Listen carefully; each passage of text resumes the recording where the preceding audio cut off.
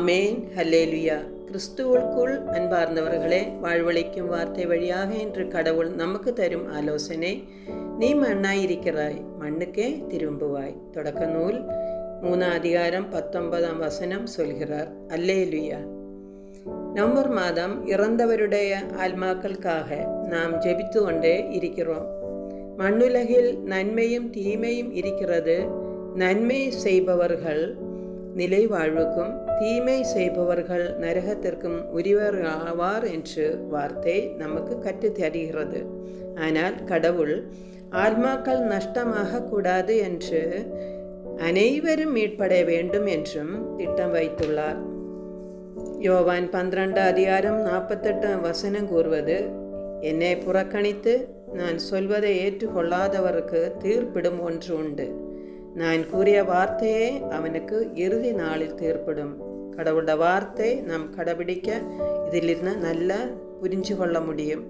நாம் இவ்வுலகில் வாழும்போது கடவுளின் வார்த்தைக்கு முற்றிலும் கீழ்ப்படிய வேண்டும் என்று புரிவோம். திருச்சட்டத்தை மீறுவது பாவம். பாவம் நம்மை நரகத்திற்கு உரியவராக்குவார். இதை புரிந்து நாம் கடவுளின் கட்டளைகளை காப்பாற்ற வேண்டும், வாழ வேண்டும். எபிரேயர் 13:14 சொல்கிறார், நிலையான நகர் நமக்கு இங்கு இல்லை, வரப்போகும் நகரையே நாடி செல்கிறோம்.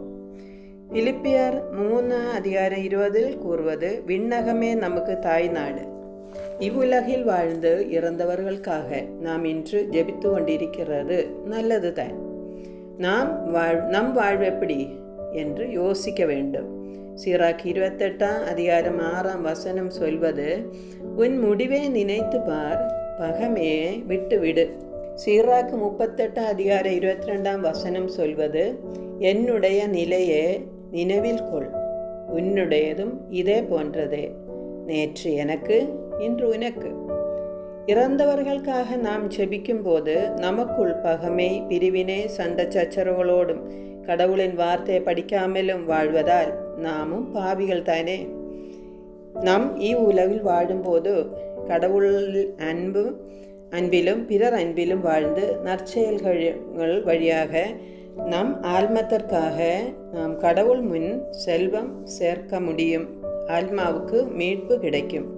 சொர்க்கம் நரகம் உண்டு என்று விசுவசிக்கும் நாம் கடவுளின் வார்த்தையின்படி வாழ்ந்து விண்ணரசில் செல்வம் சேர்ப்பவராவோ. இவ்வுலகிலேயே பாவ மன்னிப்பு பெற்று பரலோகம் சென்று விடலாமே.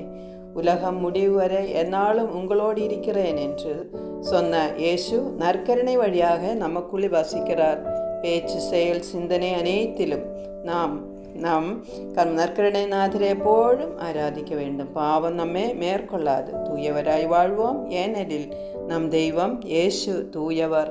ஆமேன். ஆவே மரியா.